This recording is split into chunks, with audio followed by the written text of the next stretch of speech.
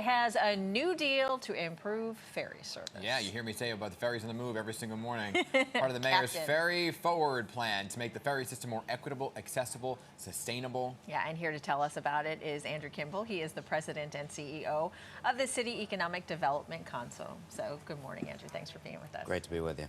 All right, so for a year now, Mayor Adams has been pushing to expand the ferry service. Ferry Forward has planned to improve the system. So you've reached a new deal with the Hornblower company. Can you talk about what that entails? That's right. Well, when the mayor came into office, we knew we had work to do to make the system more equitable, accessible, and financially sustainable. And when he announced Ferry Forward a year ago, we laid out 4 or 5 key goals. And in that time, we've seen record ridership. We've seen more access to discount tickets, 10,000 more New Yorkers taking advantage of our Fair Fares program, and record ridership. And we're also on track to drive down our per passenger subsidy by 30%. So really impressive steps forward. Part of the plan was also to rebid the contract to make sure we had the most flexibility going forward, and that's exactly what this new contract with Hornblower does. Yeah, so there's been a lot of calls to also expand the service, right? Because we keep hearing about a line here and there. There's this whole thing about Canarsie now and whether or not it's going to be expanded. What's going on here? But we love that New Yorkers love their ferry service. And again, it is being used at record levels, and we're proud of that. We think that this new contract will give us the flexibility on the financial side to continue to make sure the system is stable. For example, we're going to work with Hornblower the next year to bring in a sponsor of the system, system-wide, to provide new services on board like Wi-Fi and real-time information, improved ticketing. We think all of those things can then lead into a next phase of discussion, which would be about a Canarsie expansion line down the road. Okay, is this going to affect fares at all? Well, look, we just moved to a dynamic fare pricing structure about a year ago with Ferry Forward. We don't think at this time we need to adjust those, but we're going to be constantly looking at it. And we were able to increase fares for one-time users and see no negative impact on ridership in the last go-around. So we're very confident that we're at a good place right now. And in the future, if we need to address the fares, we will. It'll be interesting to see how congestion pricing affects your ferry. Look, congestion pricing is absolutely critical to the city's future, in my view. The mayor has been very clear on this, the governor, in terms of long-term sustainability, in terms of funding our mass transit of all kinds. It's not connected specifically to the ferries, but we think that more people will be using mass transit. Ridership will be up. Yeah, so for those who don't know, and this is not, I know the answers, but just to help folks at home, the cost of the ferry ride.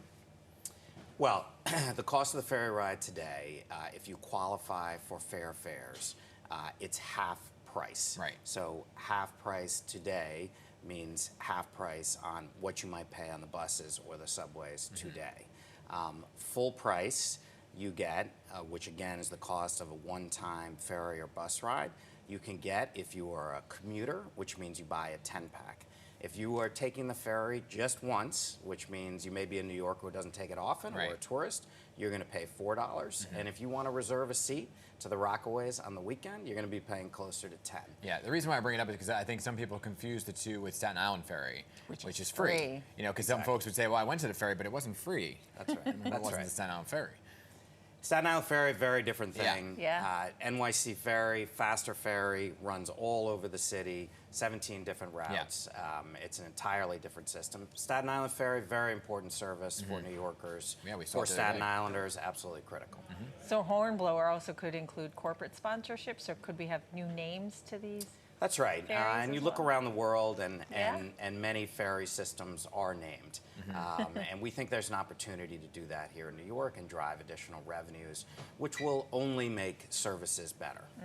I want to move on to the Armory because it hasn't really been utilized more so than just as a food distribution site, right? But there's a whole lot of talk about revitalizing and bringing some new energy to it. How soon can that happen, and what are you looking at it for? Well, look, the great part about being in economic development in New York City right now is that you have a partnership between the mayor and the governor that's really unprecedented. You've seen it on a whole slew of announcements over the last year, and taking on projects that had been long stalled or dormant for a very, very long time. And Kingsbridge is just the latest example. So that armory, the city got control of 30 years ago. There have been several stumbled efforts to bring it back to life. Community there really passionate. They pass this beautiful, massive facility every day and see nothing going on. A whole generation of Bronxites have been frustrated by this project. So what's very different now than the past efforts are two things. One is we've had unbelievable community engagement there over the last 9 months. 4,000 local residents involved in a process to see what they want to see. And overwhelmingly, it's about jobs, it's about career, it's about support for small business, it's about good paying career pathway jobs. And we think that with this subsidy from the mayor or the governor to stabilize this massive $100 million facility, $100 million each, Yeah. $200 million, Wow. will now put us in a position to put out what's called a request for proposals to the private sector to come in and see what their ideas are to redevelop it with this cross subsidy from government. We expect their investment will be several times that, resulting in a very, very powerful project for the borough, $10 billion of economic output for the city, 1,800 new jobs. We think this can be a real success story. Yeah, exciting to see what will happen. Andrew Kimball, President and CEO of the New York City Economic Development Council. Thanks for being with us this morning. Great to be with you. Yeah, good to have you. All right, coming up, we are continuing to track the latest